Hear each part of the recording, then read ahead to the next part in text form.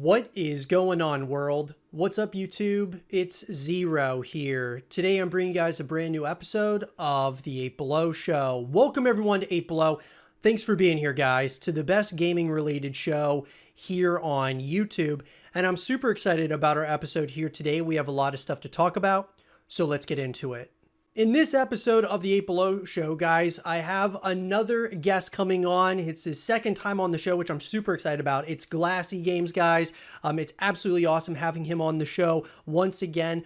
Some of you obviously watched our first episode of the show that we did together, and a lot of you really enjoyed it. And I'm super excited that he is back and taking the time to, share his knowledge and things of that nature about gaming and esports, entertainment, and all of those things in this episode of the 8 Below Show. With that being said, Glassy, what's up, man?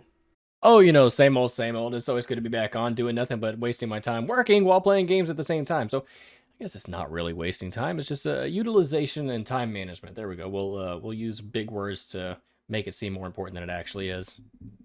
Let's go, man. Yeah, no, super excited to have you back on the show, man. It's a lot has happened since our last episode of the show. We've gotten more, a number of more subscribers, more followers, whether it's on Twitch, on YouTube. There's been people asking for you, though, to come back onto the show to continue giving your takes on some of these topics. And that being said, guys, our first topic of the show today, we're going to be talking about Call of Duty. So obviously, guys, Call of Duty is one of those topics we talk a lot about here on the show. And obviously, more and more information is coming out, and a lot of it is speculation and rumors, the rumblings of what the next Call of Duty is going to be. A lot of people believing it to be Modern Warfare 2. As well as potentially a Modern Warfare 2 remastered. And it's pretty interesting because, I'm starting to see a lot of similarities to, if we go back in time here, guys, and I've talked about this on the YouTube channel, but I definitely want to get Glassy's thoughts on this. If we go back to when Call of Duty Ghosts came out, Call of Duty Ghosts was one of those games I thought it had some very interesting concepts. Like, for example, I thought Extinction was really a really interesting take on kind of something, a spin-off of zombies, so to speak. I love that you were able to actually beat Extinction. It wasn't something that, you just get reset every time that you died and such. I thought it was just an interesting take.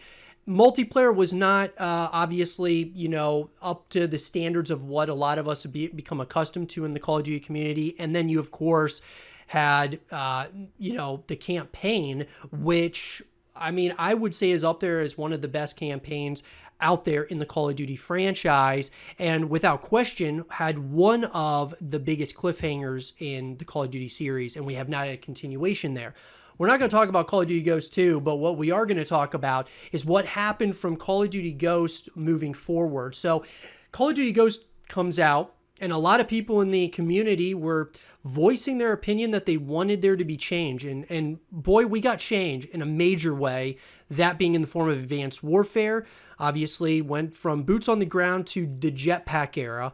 Advanced Warfare, I loved it for what it was, and then Black Ops 3 and then Infinite Warfare came out, and I thought that maybe if they just stuck with Advanced Warfare being the jetpack game, that would have been fine, but they continued it, and I thought it led us into the dark ages of COD. Now, after those three games came out, we obviously got World War II, which I thought we're back on the boots on the ground, back to kind of that gritty feel of Call of Duty. But I'm starting to feel, again, Glassy, that we're moving in this direction of a lot of people in the Call of Duty community are voicing their opinion that they want change again. And could it be jetpacks coming back? I've been one that says that I don't think that we should go back to jetpacks, but obviously the developers and the publishers are, going to do what they do. And with a Modern Warfare title, we've never had a Modern Warfare title have jetpacks, but there's been people like Scumpy, who massive personalities in the Call of Duty community, saying they want jetpacks or to bring jetpacks back.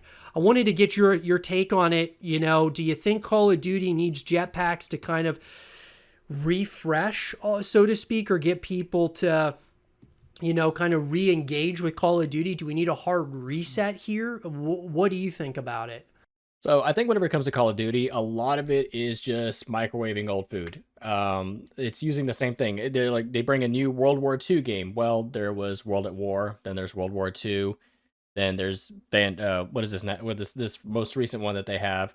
And then even in the earlier Call of Duty days, it was still World War II settings. And then Modern Warfare came out, which is kind of a modern twist to it. Modern Warfare 1, 2, and 3, and then that was one of the better ones that they came out with. The story modes were completely impeccable. They followed each other. They left you on a cliffhanger that brought you into the next game, whether it be switching back and forth between Treyarch and Infinity Ward. But I think Advanced Warfare was one of their flops, and I think that bringing back jetpacks is too futuristic because we don't have that currently in the modern day world. Now, what do they have at Area 51? I don't know, but I do know that bringing jetpacks would be kind of counterintuitive with what they're trying to go for. It almost seems like Call of Duty is just leaning more towards continuing that free to play concept that they're doing. Yeah.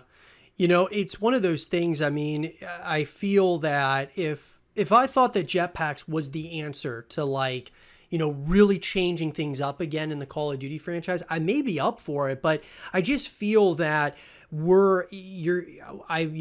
listening to what you're saying about how it's kind of like, copy and paste year over year. It's not quite like Madden or some of these other, sports titles out there, but it's definitely one of those titles that they are, obviously when they're making them every single year, there's only so much that the developers can do there. But it's interesting because jetpacks are something that I enjoyed for a small period of time with Advanced Warfare. I thought it was different, but it really felt like Titanfall. I mean, it really did. It felt like, and obviously, the developers of Titanfall, creators of Titanfall came from Call of Duty. And so, it's interesting. And then Call of Duty ends up copying that concept of jetpacks and such. But it's interesting, to say the least. Would jetpacks, do something? I just feel personally that they need to stay in the modern day, slightly futuristic, but not to the point of jetpacks. I think they have done too many of the World War II games, like you were just talking about. It's like I get that Call of Duty started with World War II, but I feel that you can only do it so much before it gets way too repetitive. I think the modern age shooters and the slightly futuristic shooters make total sense to me. But yeah, it's going to be interesting, guys. I'd love to hear your thoughts about this, though, in the comment section down below. Do you guys think that we're heading back into the jetpack era of Call of Duty? And do you think that would be a good thing? Let us know in the comment section down below. And for more Call of Duty content and videos, stay here with Zero TV. The Legend of Zelda is another title, guys, that has really spanned and really done so well over the course of time in the gaming industry, in the gaming landscape. And a lot of people have been talking about Breath of the Wild too.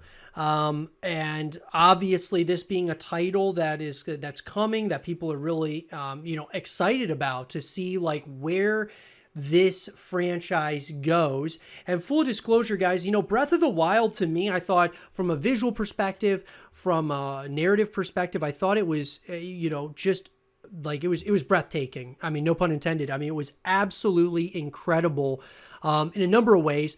For me, I wasn't a massive fan of the gameplay quite as much as some people were. I was a little bit critical of a few things in Breath of the Wild, but nonetheless, I would say that if they're planning on making this, and it sounds like they are going to make this a long withstanding, sub-series and overall, franchise of The Legend of Zelda, they definitely are off to a fantastic start, to say the least. So that being said, I want to talk about everything that we know at this point in time about the title. We can break it down, and I'd love to hear your guys' thoughts in the comment section down below. So let's get into it. So in an article coming to us from Gerald Lynch and Henry Leaguer of Tech Radar, The Legend of Zelda Breath of the Wild 2 is coming in 2022. So The Legend of Zelda Breath of the Wild 2 is a much longed for sequel to 2017's Breath of the Wild, and it's expected to launch exclusively on Nintendo Switch later this year. Based on what we've seen so far, it looks like Breath of the Wild 2 is going to build on the success of its 2017 predecessor, possibly somewhat literally, as the most recent trailer shows Link navigating the skies of Hyrule in a way that reminded us of Skyward Sword.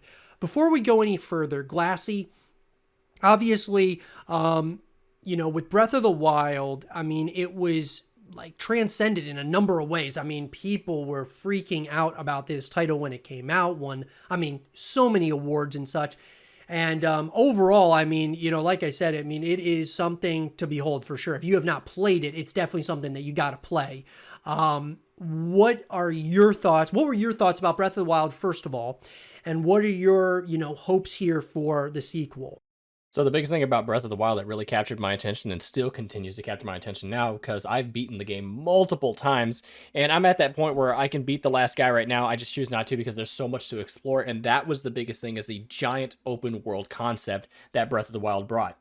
The one thing that it didn't bring too much of was cave exploration or anything like that, in which Breath of the Wild 2 is supposedly supposed to be bringing that into its concept, is more exploration underground versus all of the mountaintops or the beaches or the valleys. That's what you have in Breath of the Wild, and I still play it now. In fact, I've got it loaded up on my Switch downstairs right now. But it looks like we do have somewhat of a quote unquote release date that's going to be coming out. It'll be coming out sometime towards the holidays of this year. So Breath of the Wild 2 is confirmed to be in the making, and it's confirmed to be released sometime around the end of this year. Yeah. Glassy, like I said, I've been a little bit, I have been a little bit critical. I'm not quite as, there's certain games that I'm not as, I haven't bought fully into the hype train, so to speak. Like, I'll give you an example would be, and a lot of people they've given me a lot of flack for was God of War. When God of War came out, granted, I loved, the new direction of the new God of War and what, where they kind of went with it. I loved it. I thought it was really cool, but I was critical of certain elements of it. I felt like God of War, even though like the gameplay felt great, it was obviously different from what God of War was in the past. There were just things about it, though, like I didn't like that there wasn't a lot of variety of different environments and like landscapes that we were like exploring and, obviously going down. And I thought that, that was one of the primary things that I had issues with God of War. With Breath of the Wild, I think for me, the exploratory element to it was incredible. But I found myself number of times like always being in places I shouldn't have been. And then I couldn't actually, defeat certain, certain creatures and enemies and things of that nature because I didn't have enough. I wasn't upgraded enough, so on and so forth. And so that was part of like my frustration with Breath of the Wild. Wasn't so much, a lot of it was just not knowing at all times like where I could go within the world without, getting completely annihilated by, different, whatever it was, like, different creatures and enemies and things of that nature.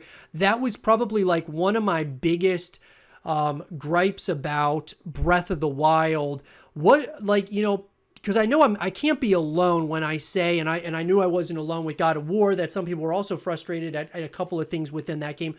For people who are just jumping into Breath of the Wild, what would be your recommendation as far as, ways like to kind of maneuver around the world in a way which, obviously that they can enjoy the style of and really take in the entire experience of Breath of the Wild without getting significantly frustrated? Or is there really no way around like some of the difficulty elements of the game?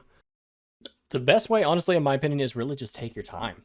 Take your time. Do the side quests, because the side quests will oftentimes teach you new moves, teach you new maneuvers, teach you how to defend, how to fight, offensive, defensive. It'll really teach you how to play the game if you do the side quests.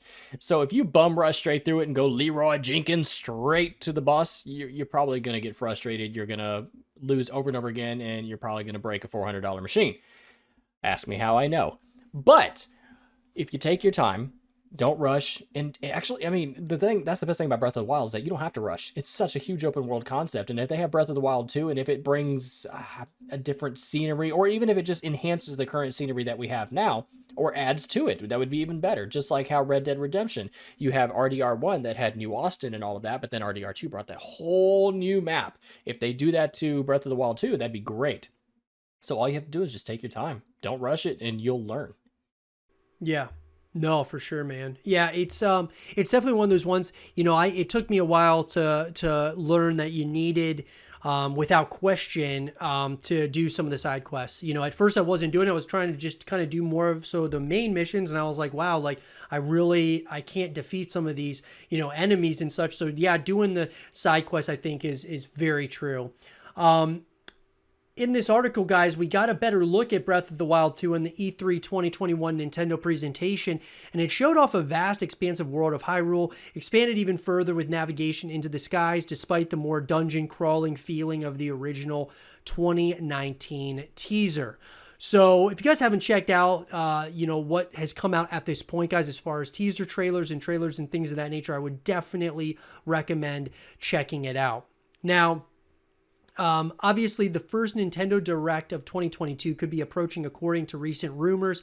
Prominent Nintendo leaker Samus Hunter has tweeted to say that they are confident to say that it should arrive before last February Direct, which took place on February 17, 2021, though they seem to suggest an early February Direct could be likely. They add that they don't rule out that it could also arrive in January.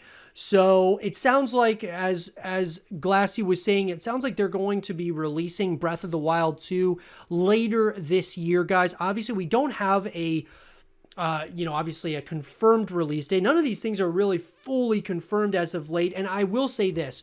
Once a release date comes out, you got to take it with a pinch of salt, simply because, guys, obviously, a lot of these titles that are out right now or are being developed, you know, the entire crew and the team behind these games, a lot of times they aren't fully working. They may be working remotely, so things can kind of sometimes take a little bit longer than they should, or as they may, like if it's in a team setting, right?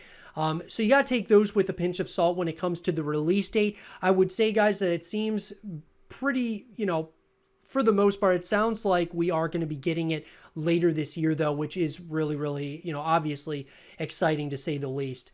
You know, Glassy, I know we were talking off camera here for, you know, regarding like the next Nintendo product, whatever that may be.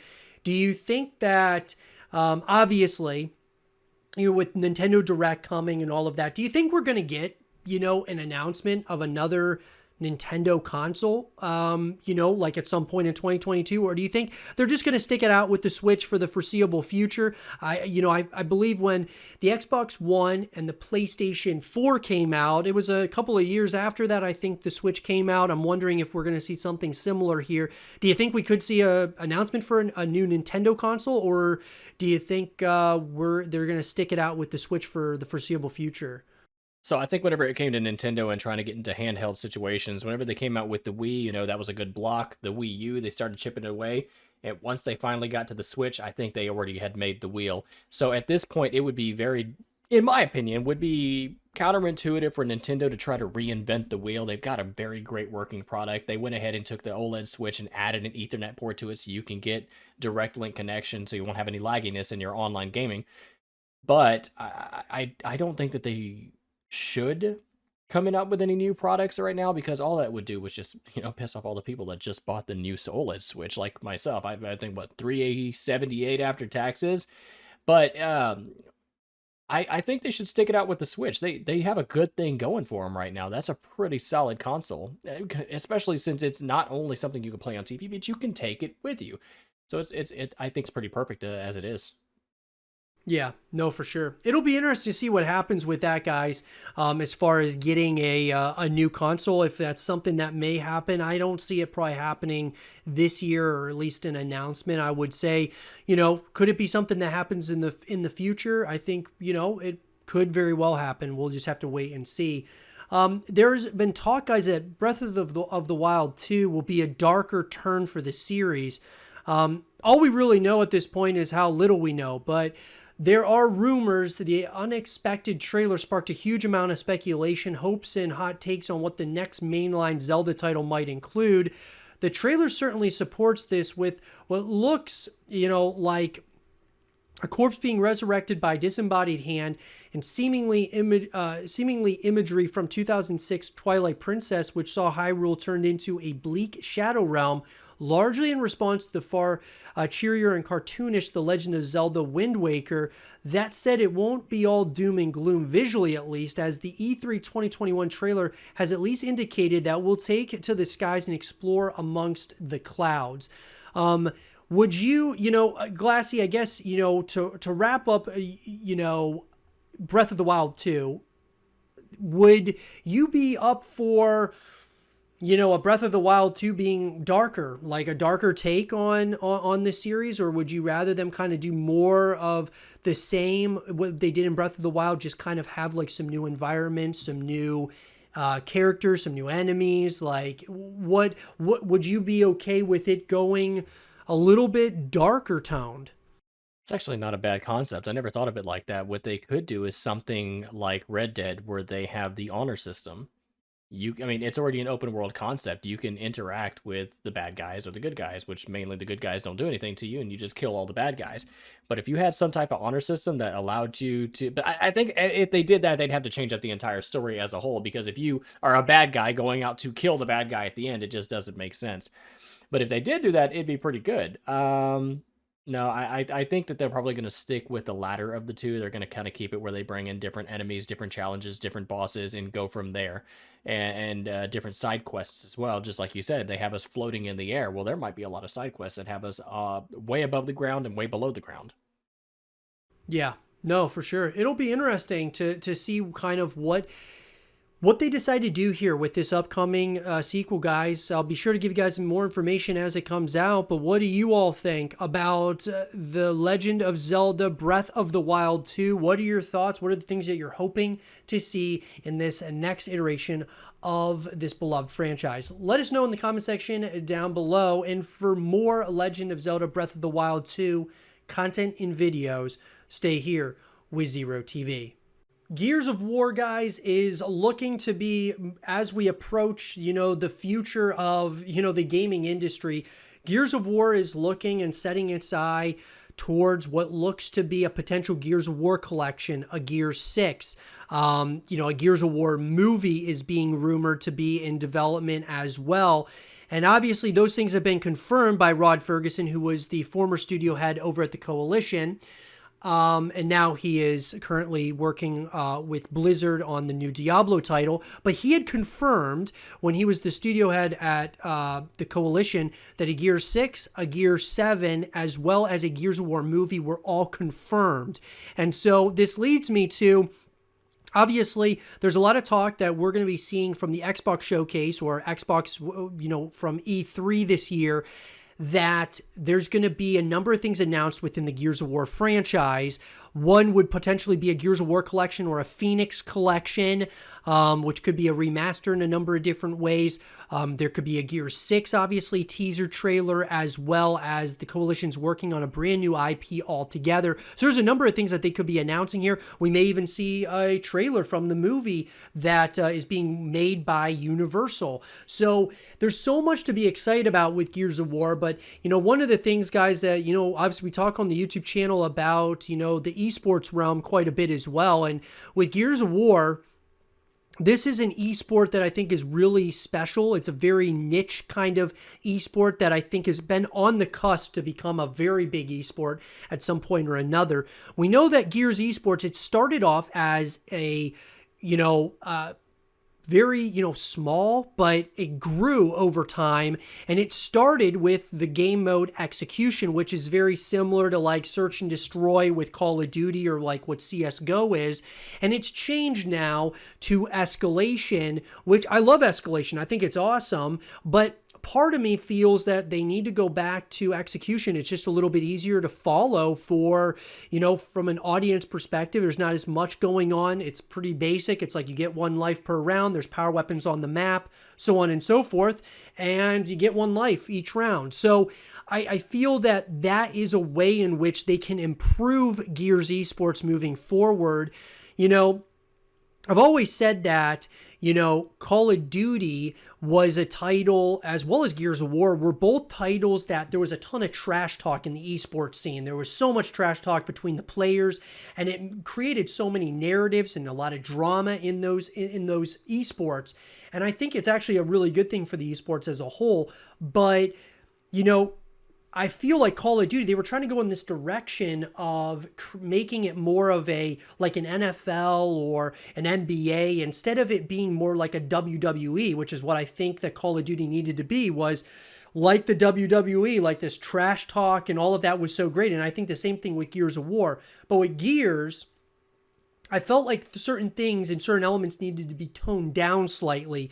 Obviously, not everyone, if you have, little kids, you're probably not going to let your kids watch Gears Esports because of the grittiness, the maturity level that is Gears Esports. And part of me feels that it needs to be toned down a little bit in order for it to be accepted by all audiences.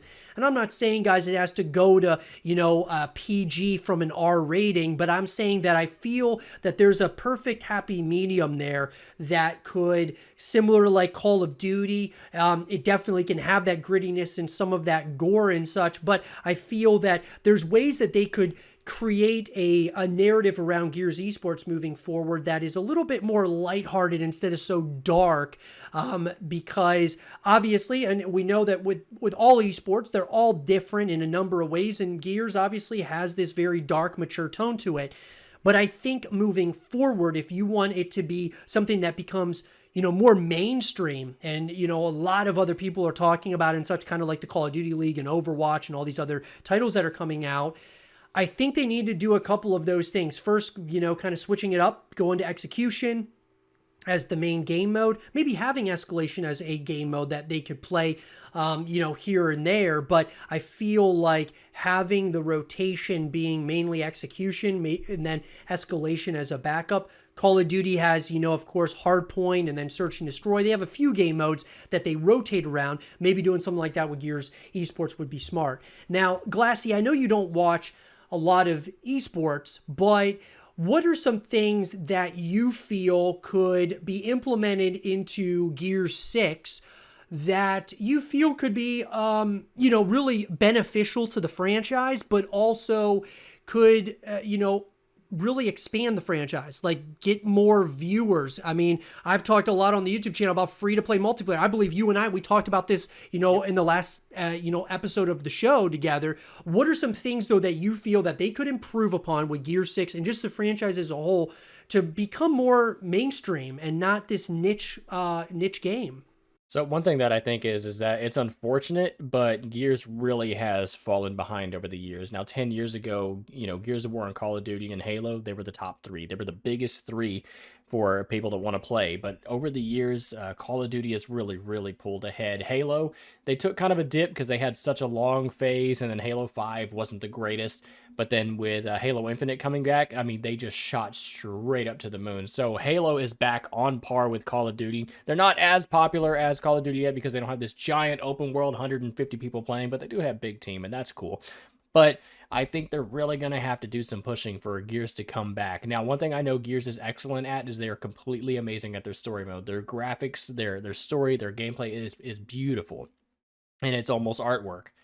But their online mode, it's I remember it back in the day. It was cool, but it got mundane after a while. So I feel like Gears of War is really going to have to do some pushing to really even come back from the graves as far as they've gotten. I'm not saying that they're not bad. I still love it, but it's not what it used to be. No, and you're right. I have been very, very critical of the Gears of War community.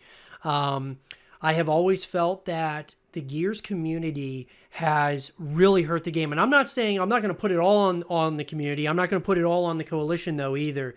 I think that there's kind of a happy medium that has to be made there. See, whenever an update would come out for Gears, let's just say the most recent title, Gears 5, anytime there's an update or something that happens, there is a large percentage of the Gears community just goes after the coalition about every little thing that they do.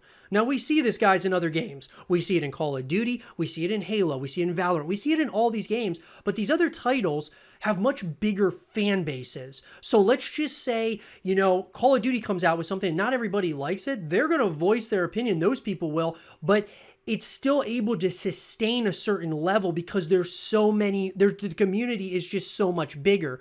When you have a group or a percentage of the community that is constantly going after in a ruthless manner towards the coalition or the development team, doesn't matter what game it is, and you got a big percentage of it and it's more of a niche game, it is going to hurt the title for the long withstanding future if it continues. And it's been something that has been happening. I've been noticing it since Gears of War 3, which, guys, I just think that that is something that needs to change in a major way moving forward. Because if I'm working at the Coalition and I'm putting all that time, effort into updates, things of that nature, whatever it is, obviously, when I'm getting blasted on Twitter, from people from the community because there's something or another that may or may not have been in my control when an update comes out or new skins come out or whatever comes out, I'm going to be pretty demotivated to be working on the title.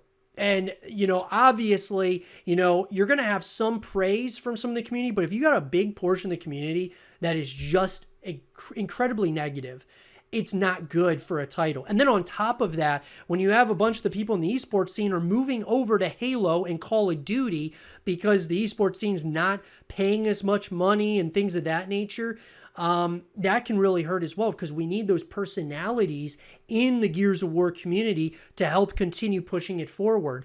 So I'm concerned about it, guys. Obviously, I think that the community has to do a better job. I do think that there's things that the Coalition can certainly be working on as well.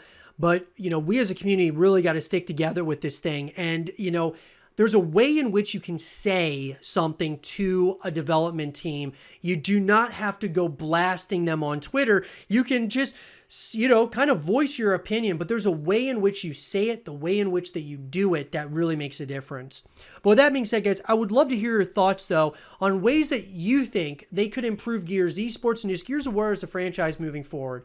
Let us know in the comment section down below. And for more Gears esports content and videos, stay here with Zero TV. Mario Kart is a title, guys, that has given me a lot of memories just over the course of time. What an unbelievable franchise this has become. And it's crazy to think that the up-and-coming title that's been rumored here at this point in time would be Mario Kart 9. I mean, it's unreal, guys, to think that we've come this far in this franchise.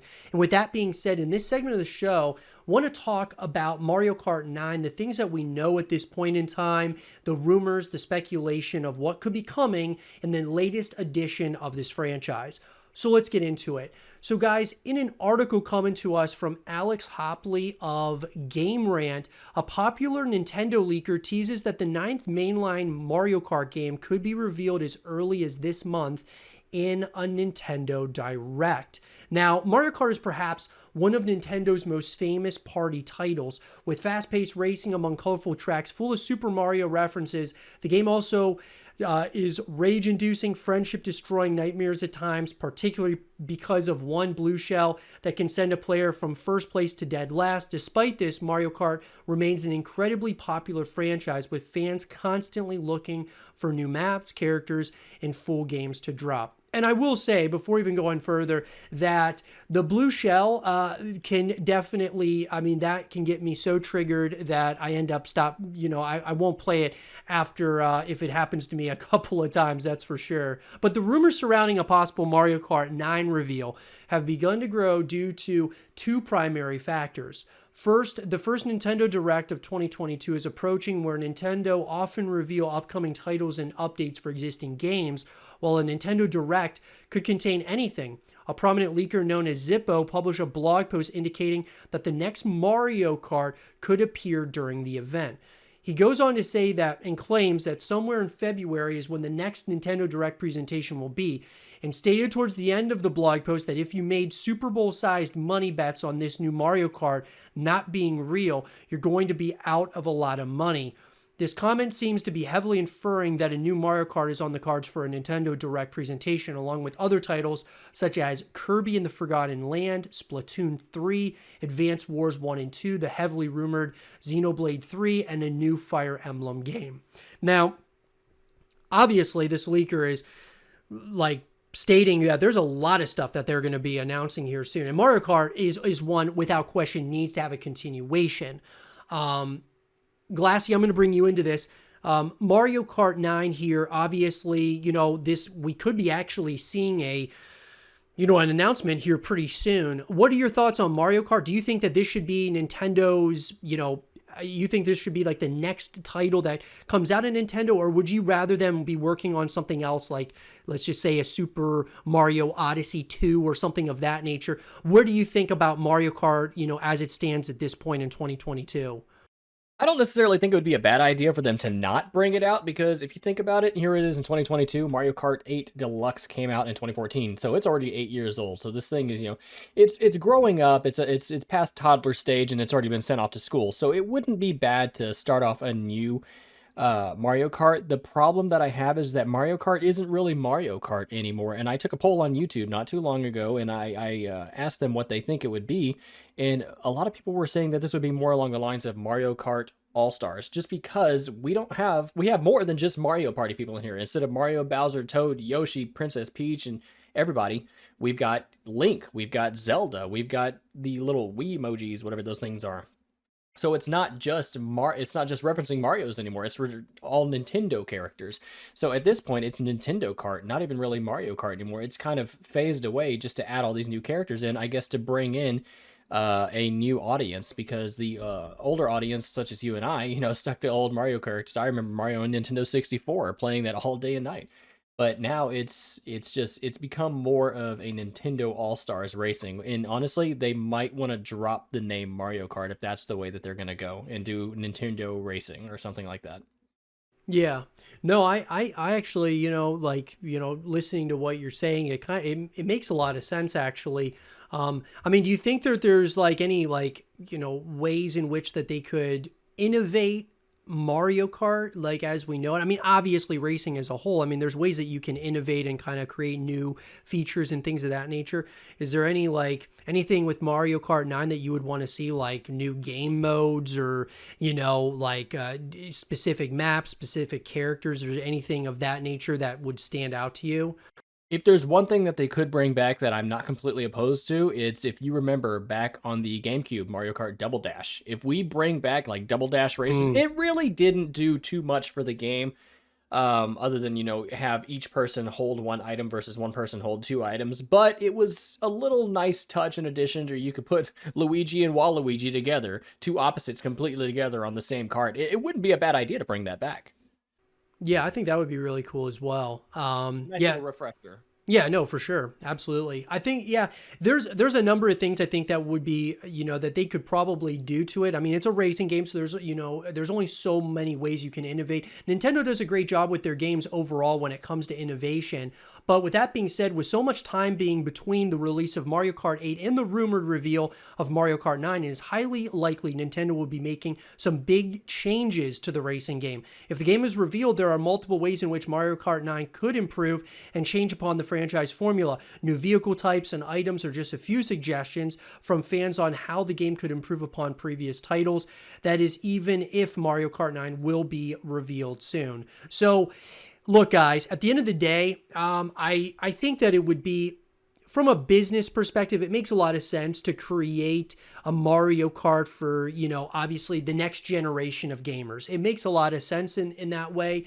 What Glassy said about, changing the name from Mario Kart to, a Nintendo Racing or something of that nature could be something interesting. I don't think they'll ever do that just because Mario Kart, it's just the name that is going to sell regardless, of what year it is. People hear that name and they just, it's almost like people, speed in droves to get that next edition of the franchise. But with that being said, guys, do you think that Mario Kart 9 is going to be, revealed at some point in the very foreseeable future? And what are the things that you would want to see changed or added to this upcoming iteration of the franchise?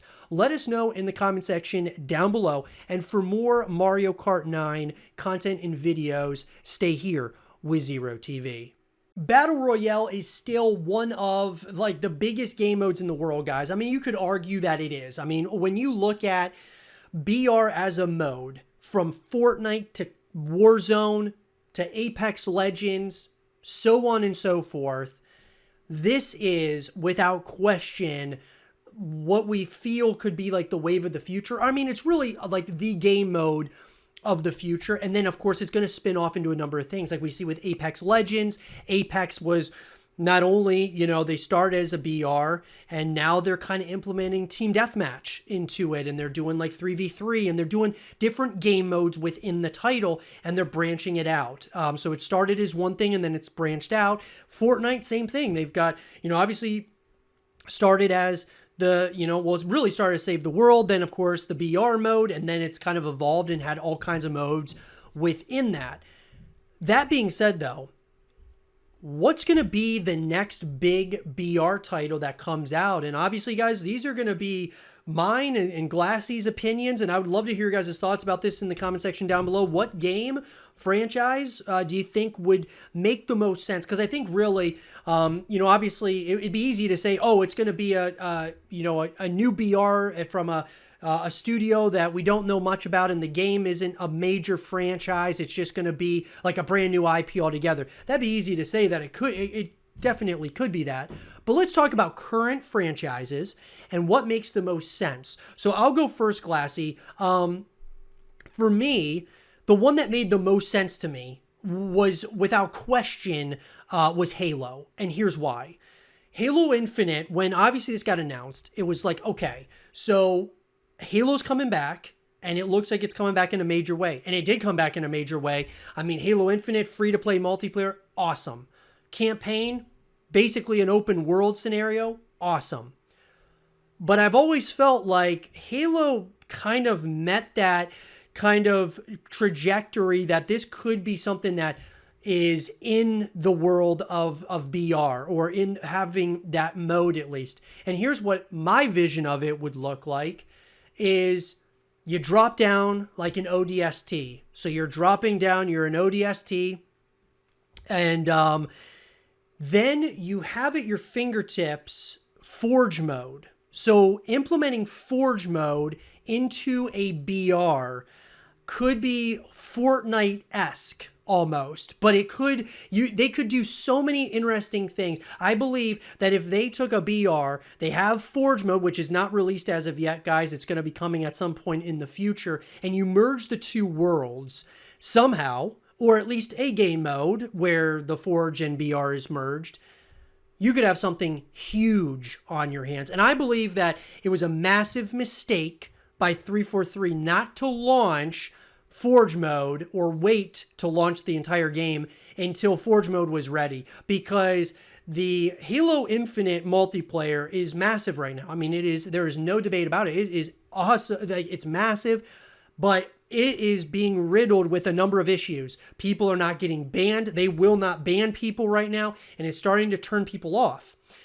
I do believe they're going to get that together, but if Forge mode was out, people would at least be creating maps. They would be, creating their own sandboxes of all kinds of different, maps and places that they could play. I know Dr. Disrespect would probably for sure be on there creating a map for the esports scene of Halo. It's one of those games that I just feel like with Forge mode makes so much sense. Now there's others, but I'll let you go, Glassy. Is there a game out there that you feel could do well with a BR mode outside of obviously the ones that we have currently? What are your thoughts on BR, and what game do you think could do well with a battle royale mode? I'm not 100% sure, because everything that they have out right now is actually pretty spot on for different BRs. Halo, I'm not too convinced would be a good BR because of the style of game it is. So, you've got Call of Duty, which is mainly a flick shooter. You flick, you plan, you be quiet, you create scenarios for your opponent, and you try to flank them or do anything like that. With Halo, it's mainly a TTK game, which is a time to kill, and you've just got to hit your shots and get the kill and move on. It's not a flick shooter. The only time it is a flick shooter is if you have something like a sniper or a rocket or anything like that. But then you make it too hard. It's not really easy to plan a flank or anything like that. It's basically just a running style killer game. So I'm not sure how that one would do unless it was like a bigger, where they have the big team and you have an actual team going against it. So let's say like teams of 4 instead of just teams of 1 by yourself, because now you've got teams that will plan together how to create the game, because Halo is a team game. It's definitely not a single player game, really, to go out there and play by yourself against other people, other than a free for all, which is 8 players already. So I think if they did it like maybe 100 players, 4 teams, 25 different teams placing off against each other in a very large, diverse map, I think that would be a good idea. But having it just like a solo mode or a duo mode might be a little difficult. But every other game that's out there right now, whether it be Fortnite, Apex, Call of Duty, or Battlefront, I think that they're pretty solid, and they've definitely anchored their way into creating a battle royale mode. Yeah. Well, the other one for me, that I could see happening. I don't know if it's something that would happen. And there's been talk about it, and it was a topic we talked about a little bit earlier, is Gears of War. You know, Gears has been behind the curve with a number of different areas in, you know, when it comes to gaming as a whole. It was one, we were talking about it being one of the top, you know, shooters out there, and it just over time it just didn't keep up with the times very well, and they were innovating a number of different game modes and such, but BR to me with Gears would make some sense, because obviously this would give, you know, especially if it's free to play and such, people are at least going to try it out. They're going to see what it's all about. And if Gears has a free to play multiplayer, that's going to help even more.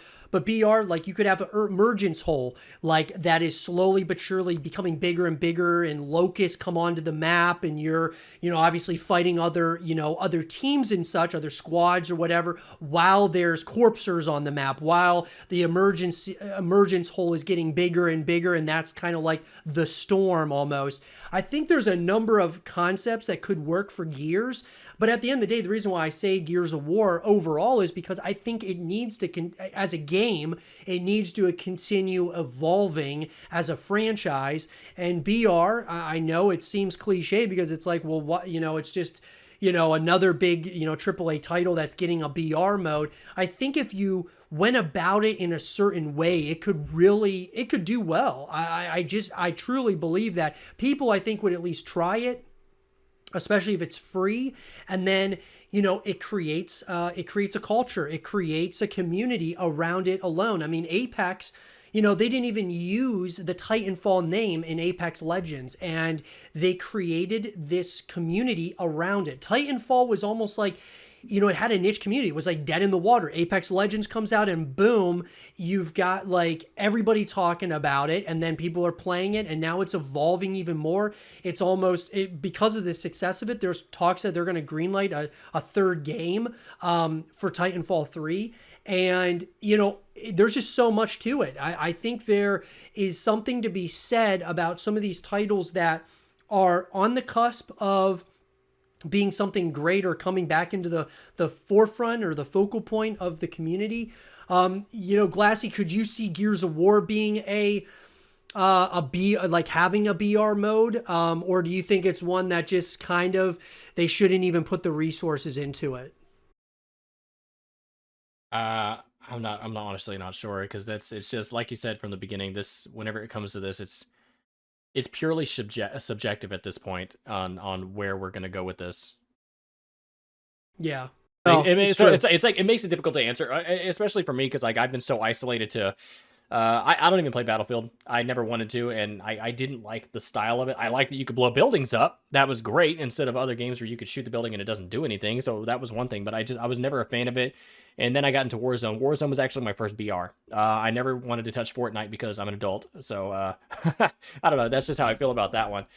But, you know, speaking of, you know, BRs and Fortnite, they have Gears of War characters starting to come in there. I didn't know if you knew that.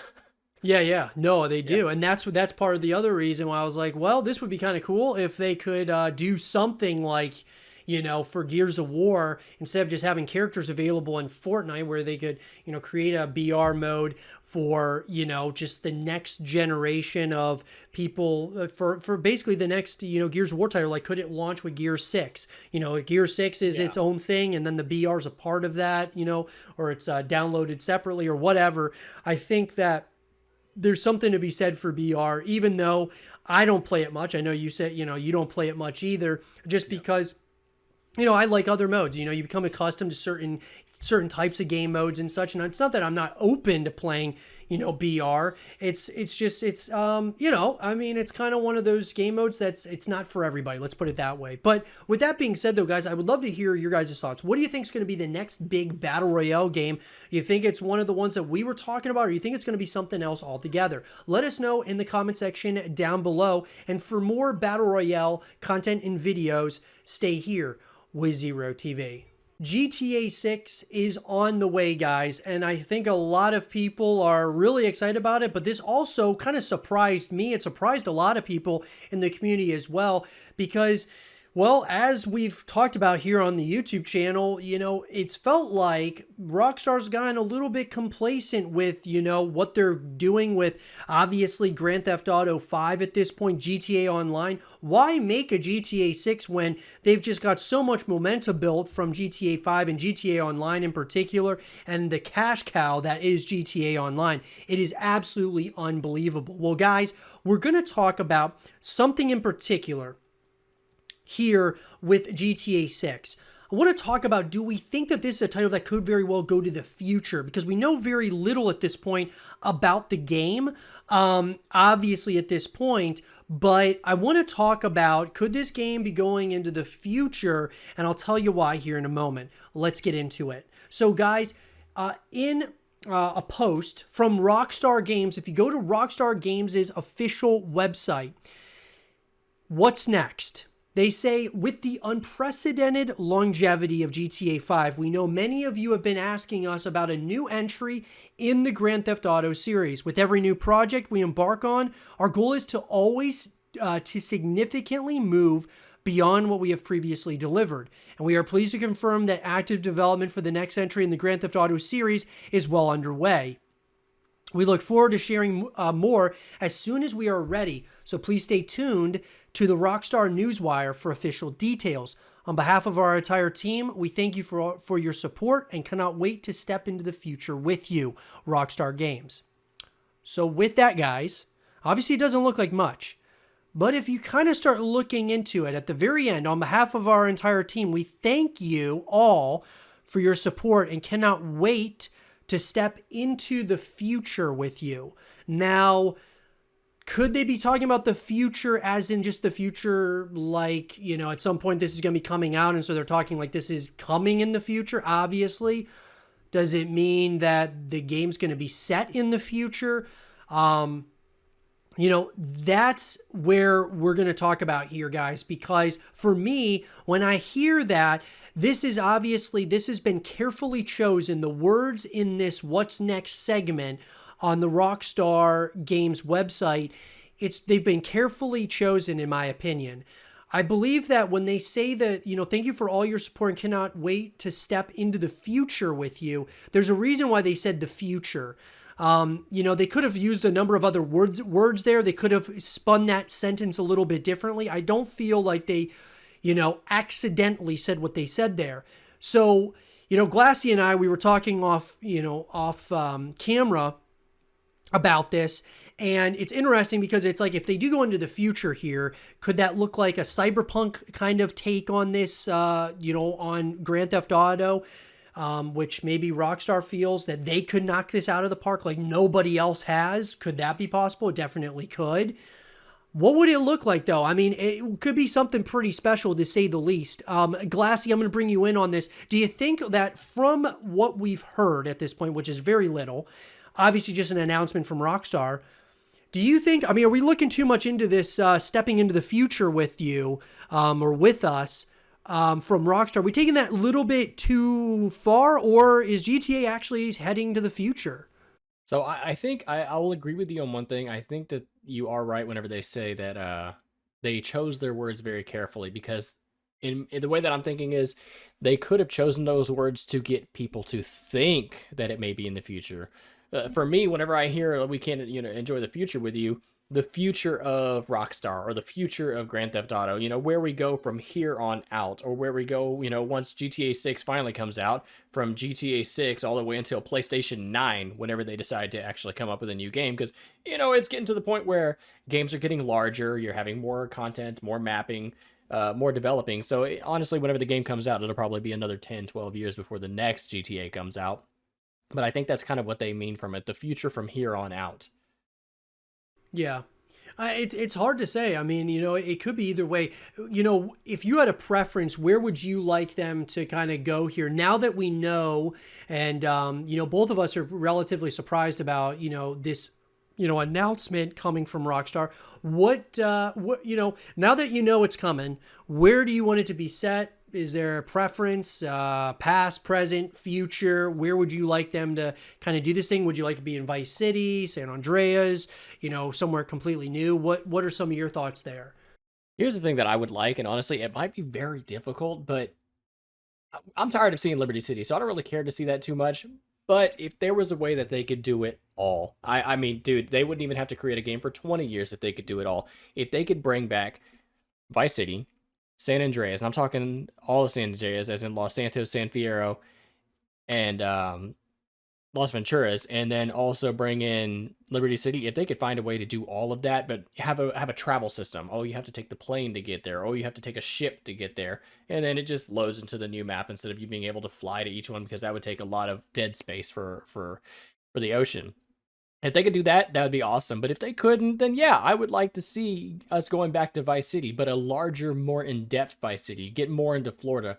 Not where you just have the beach and the neon lights and everything like that, but where you can also kind of go into the panhandle, where it's kind of swampy and well, it's a little boring. But still, you could still do some of that. If they did that, I'd be happy. But I'd like to get away from Liberty City, and I'd like to get away from Los Santos for a little bit. We've seen Los Santos for way too long. Yeah, no, I agree with that. It's interesting. It brings up like the question of, GTA Online. And I know we've talked about this quite a bit. GTA Online, obviously, they have absolutely crushed it with GTA Online. And I mean, the cash cow that is GTA Online is unbelievable.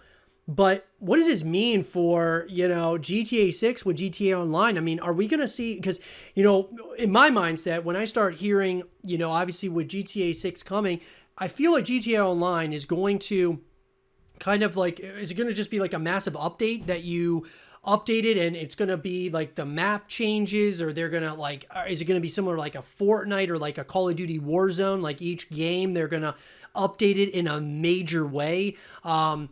Like, is all your stuff going to transfer, or is it, because I know with like, with Call of Duty, I think their system works out pretty well. Like from the transitional period from, one Call of Duty title to the next, it was pretty seamless. So I'm wondering if GTA Online is going to be like that, or man, I think they would have a lot of backlash if people had to restart everything and like, they basically were jumping into GTA Online for, GTA 6.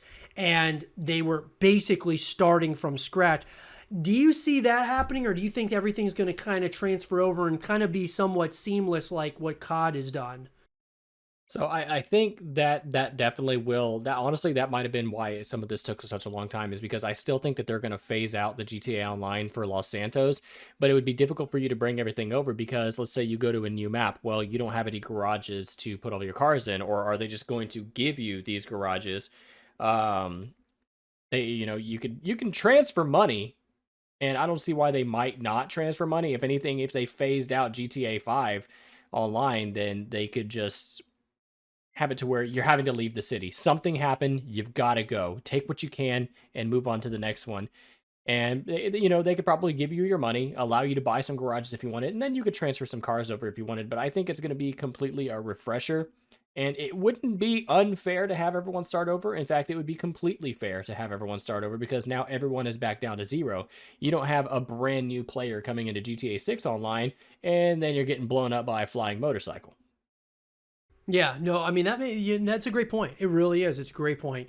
It's definitely something that I am excited about. I mean, I can't wait to see where they're going with this. I mean, Rockstar, they take their time with their games, and when they release them, number one, They're always, controversial, which I think is really cool because it's something to talk about for sure. They love the controversies surrounding their games because it brings so much publicity to it. And they thrive on that. But not only that, they create really good experiences at the end of the day. GTA 5, Red Dead Redemption. I mean, the list goes on and on. They take their time, but I mean, it's well worth the wait, typically speaking. Let's hope, knock on wood, that, GTA 6 kind of follows that same trajectory of what Rockstar has been doing for us for a while now. But that being said, guys, I'd love to hear your thoughts on this. GTA 6, is this going to be set in the future? Are we looking too much into it? Where do you guys think it's going to be set in? Let us know in the comment section down below. And for more GTA 6 content and videos, stay here with Zero TV. With the acquisition of Activision from Xbox and Microsoft as a whole, I want to talk in this segment of the show, guys, about what this means for the future of just gaming in general, but really what, obviously all these titles that are now going to be coming in from Activision Blizzard. It's a massive acquisition.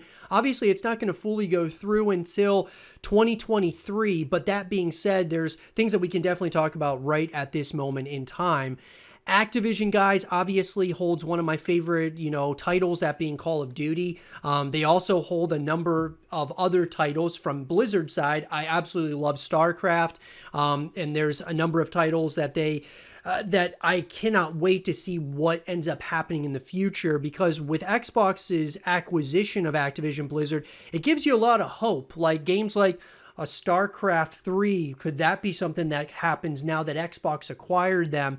Could, a number of these other titles, could they change the trajectory of some of these franchises? Like, could Call of Duty go from every year to every couple of years, or just a Call of Duty that turns into a League of Legends style where it's, just updated consistently and all the things that we want within that, within the game to be added or updated? There's so many ways that, Xbox could approach this. But the first big thing to talk about is, is Xbox's acquisition of Activision Blizzard actually creating somewhat of a monopoly? It's something that people have been talking about a lot in the financial world. Obviously, Xbox and Microsoft, of course, they acquired Bethesda. I believe the name was ZeniMax Media as a whole. And Bethesda, guys, obviously holds a lot of these games. And I think that not only did they purchase that, they now obviously purchased Activision Blizzard, which was it shook the gaming world to its core. So is it creating a monopoly? Well, it's definitely, it's definitely up for conversation and definitely up for debate. Hard to say whether we can really consider it a monopoly when you have some of these massive other companies out there that are buying, smaller companies in droves, like Facebook and what Amazon's doing. A lot of these companies are buying tons and tons of different companies, and, the monopoly talk is not one that is significant with some of those companies, but obviously this, are they trying to monopolize gaming? It's definitely a big conversation.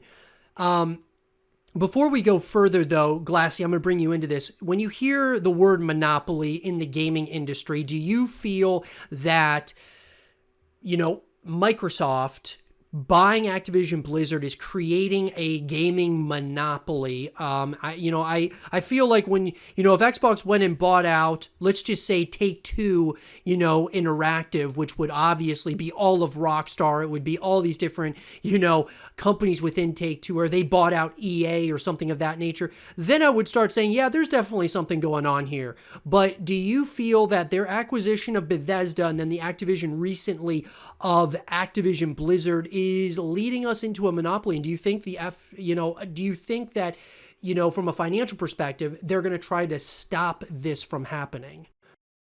Well, first of all, the one thing that I find the funniest is that Activision is basically one of the creators of Crash Bandicoot and Spyro, which Crash Bandicoot and Spyro are the faces of PlayStation. So they literally just acquired the faces of PlayStation, and I thought that was the funniest thing. It could be kind of a monopolization of it.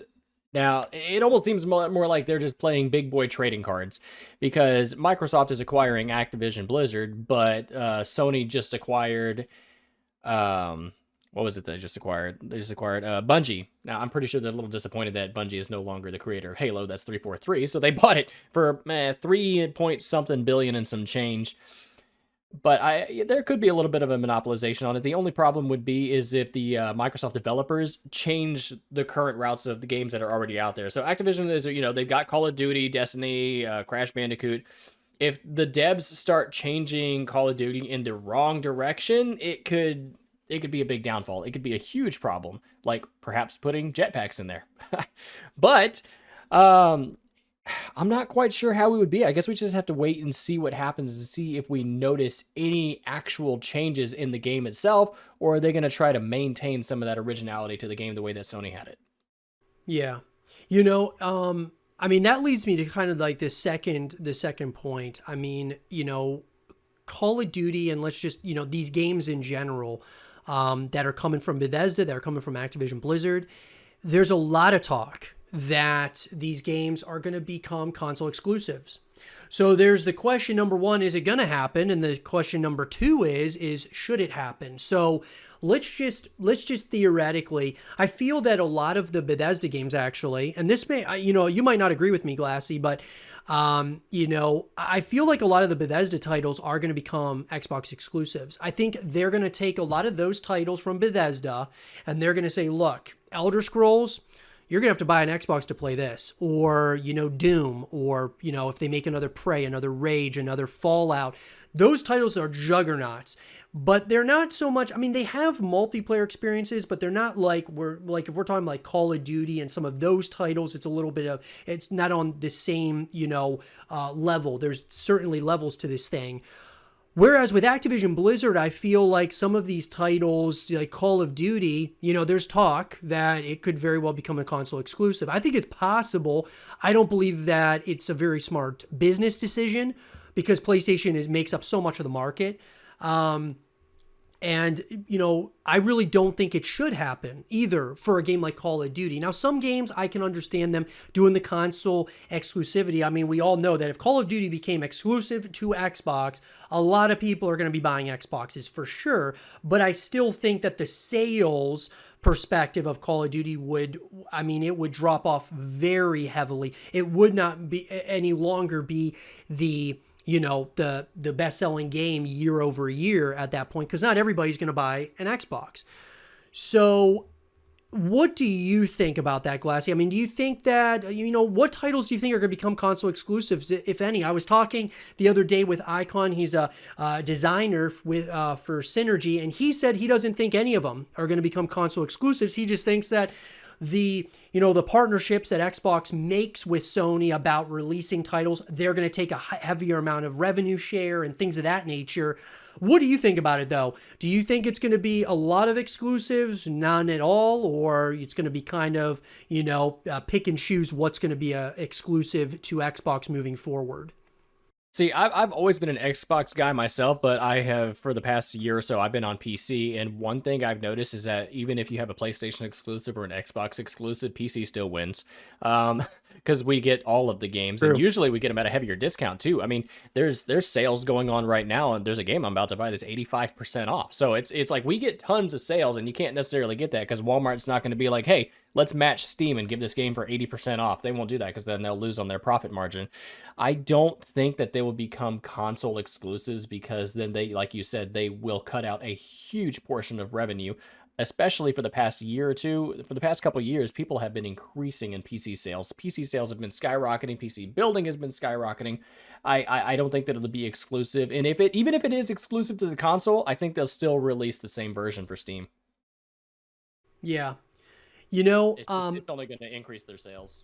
Yeah, it's tough for me. I feel like they made these acquisitions for a reason, and obviously Xbox Game Pass has taken this aggressive approach to be the Netflix of gaming. That's what I kind of keep comparing it to, is it's the Netflix of gaming. And I feel that what Xbox is doing is they are taking the approach of Netflix. So Netflix used to have, like, on their platform, they would kind of have a bunch of other, different creators and obviously different companies that would be producing movies and TV shows, and they would show it on their site, right? And then eventually they started to pump out their own original content.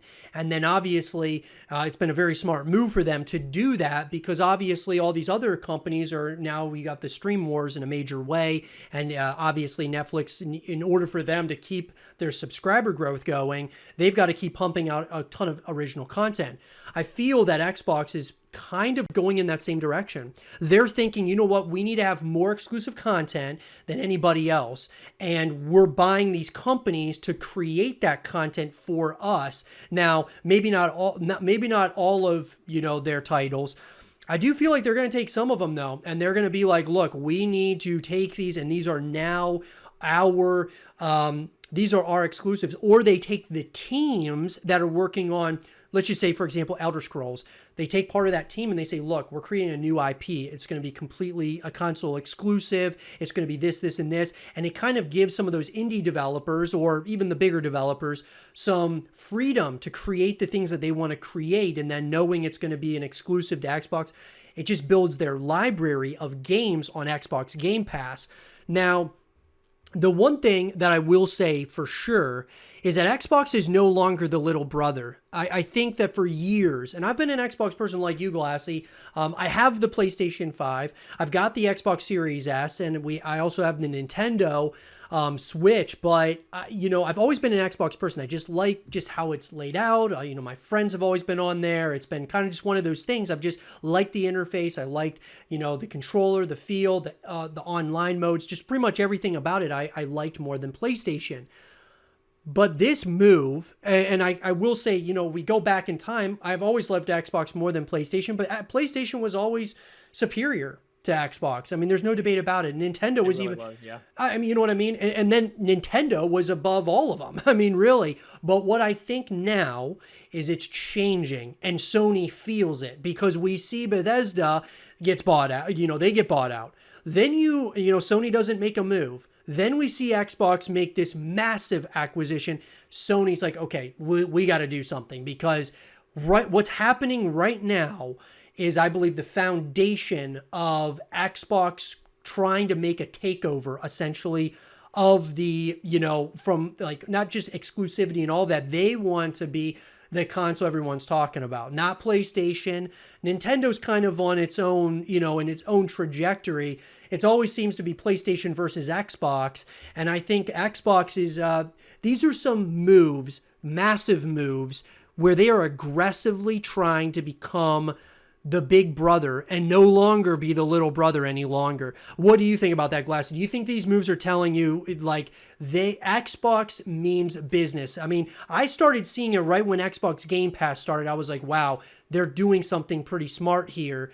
But now when we're starting to see them buy these other companies, they are aggressively, they are not going to allow the narrative around Xbox versus, you know, PlayStation to continue.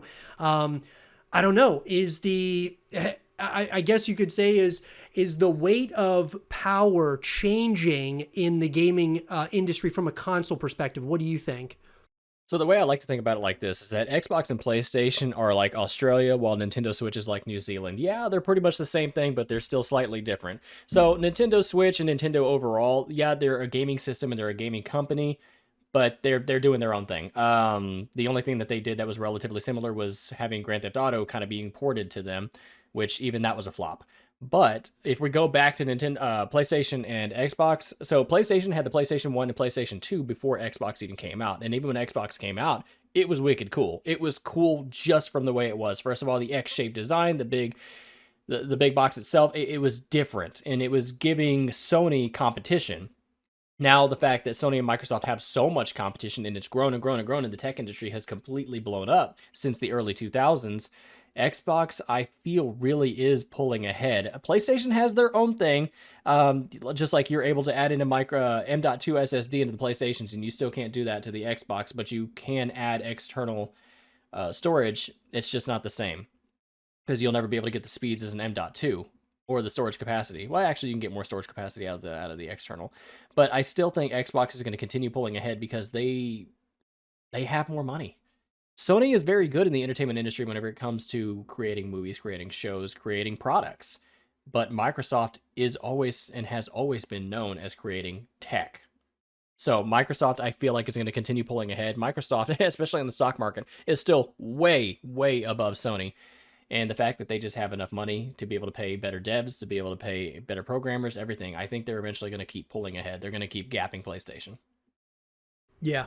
It's going to be interesting to see what happens. Like, let's just say a few years once we start seeing, like, because I really think it's going to take about 5 years for us to see once they acquire Activision Blizzard. It's going to take a few years to kind of figure out what the the vision is here. But I think we all know that they are definitely on this path where they are, like I said, aggressively seeking victory in the console wars for sure. But with that being said, guys, I'd love to hear your thoughts about this. What do you think about the acquisition of Activision Blizzard by Xbox and Microsoft as a whole? Do you think it's a monopoly? Do you think that this is something that's going to really shake up the gaming industry in a major way where it's going to create the next wave of console exclusives? What do you guys think? Let us know in the comment section down below. And for more content like this, guys, stay here with Zero TV. And with that being said, everyone, I hope you guys did enjoy this episode of the 8 Below Show. And Glassy, I appreciate you coming on to the show, man. Obviously, guys, with every segment of the show, you guys can check out Glassy's information and all of his social media and channel in the description down below. Glassy, what's going to be the best way for people to connect with you?